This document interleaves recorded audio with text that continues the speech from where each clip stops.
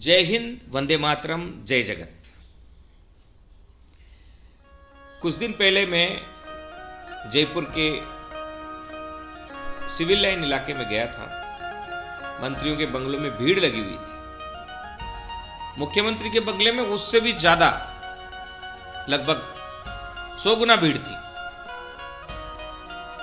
और हमारे साथियों को भी मैंने देखा जो कांग्रेस पार्टी में कार्य कर रहे हैं। वे लोग राजनीतिक नियुक्तियों में अपना स्थान पाने के लिए शक्ति प्रदर्शन कर रहे हैं, भीड़ लेके जा रहे हैं और मुख्यमंत्री को जताने की कोशिश कर रहे हैं कि मेरे साथ इतने लोग जुड़े हुए हैं, मुझे आप राजनीतिक नियुक्ति दो। और कुछ दिनों पहले कुछ घटनाएं भी सामने आई। कांग्रेस पार्टी के कुछ पदाधिकारियों ने इस्तीफे भी दिए। वे खुश नहीं है उनको पद जो दिया गया उससे। हम कितना नैतिक रूप से समाप्त हो चुके हैं, आपको पता ही नहीं चल रहा है। जो पद है वो जिम्मेदारी होती है, और जिम्मेदारी नहीं मिलने पर नाराज होना ये समझ से परे है। खुश होना चाहिए, यार चलो हम कार्यकर्ता है, कुछ नहीं करने की जरूरत है, सिर्फ पार्टी का प्रचार करने की जरूरत है। लेकिन हम सत्ता के मोह में पार्टी की विचारधारा को, पार्टी के लगाव को कोसों दूर छोड़ चुके हैं। और यही कारण है, लोग कहते हैं कांग्रेस का पतन क्यों, यही कारण। अरे इसमें गलती किसकी है? कांग्रेस के उन नेताओं की भी है जिन्होंने कांग्रेस की विचारधारा को धरातल पर लाने के लिए नीचे कार्य ही नहीं किया, और कांग्रेस की विचारधारा को पनपाने वाले कार्यकर्ताओं को कभी आगे लाने की कोशिश ही नहीं की। अपने आसपास रहने वाले, अपनी चापलूसी करने वाले, चाहे उसको, उस कार्यकर्ता को इंदिरा गांधी के बारे में, महात्मा गांधी के बारे में, नेहरू जी के बारे में, जवाहरलाल नेहरू के पंचशील के सिद्धांत के बारे में,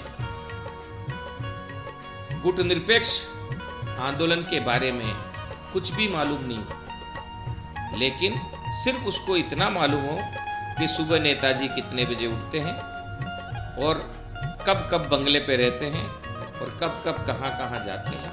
नेताजी के गुणगान, ऐसे लोगों को प्रमोट करने की जो परंपरा है, उस परंपरा ने कांग्रेस को धरातल पर पहुंचा दिया, बुलंदियों से, यानी अर्श से फर्श पर पहुंचा दिया। ये जो परंपरा है, इस परंपरा से कांग्रेस के लिए कार्य करने वाले ईमानदार कार्यकर्ताओं में भी निराशा है। वो देखते हैं कि यार सारे लोग लड़ रहे हैं पदों के लिए, कांग्रेस के लिए कार्य करने वाला कोई है नहीं।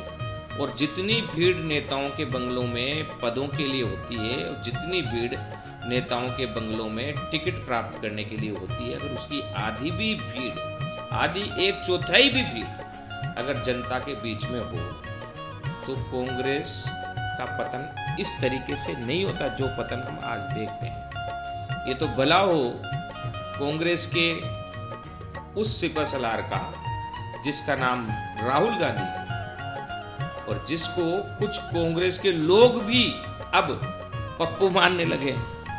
उस राहुल गांधी की वजह से आज कांग्रेस वापस खड़ी होती।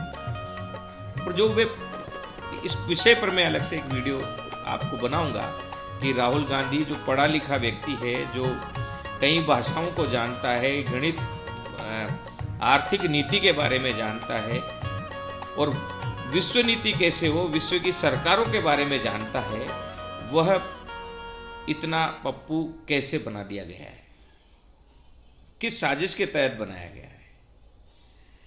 और कांग्रेस, जब एक पुराने कहावत है कि जब युद्ध लड़ा जाता था पुराने टाइम पर, तो सामने वाला राजा मर जाए, सेना कितनी बड़ी हो, सेना की हार मानी जाती थी।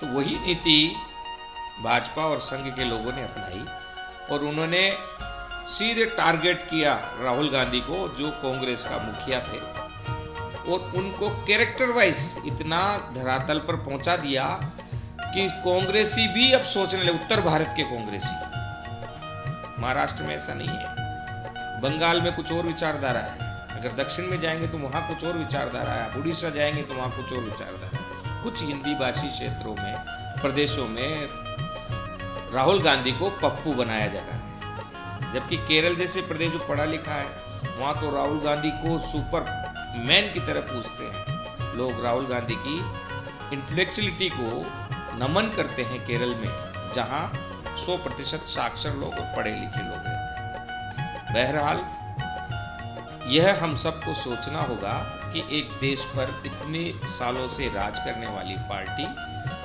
इतनी बुरी तरीके से बुरे दिन क्यों देख रही है, और अब जब वापस उस पार्टी का उदय हो रहा है तो असली क्षेत्र कौन सा है जहां कांग्रेसी कार्य कर सके। क्या कुर्सी पाकर और पद पाकर उस पद के लिए कार्य करना, या क्षेत्र में जाकर क्षेत्र के लोगों को जोड़ना। आज कांग्रेस पार्टी के जिम्मे बहुत बड़ी जिम्मेदारी है महात्मा गांधी के वासुदेव कुटुंबकम की भावना को आत्मसात करते हुए और उसको स्थापित करते हुए विश्वगुरु बनने की जो क्षमता है, विश्वगुरु बनाने की जो क्षमता है, वह कांग्रेस पार्टी में ही है।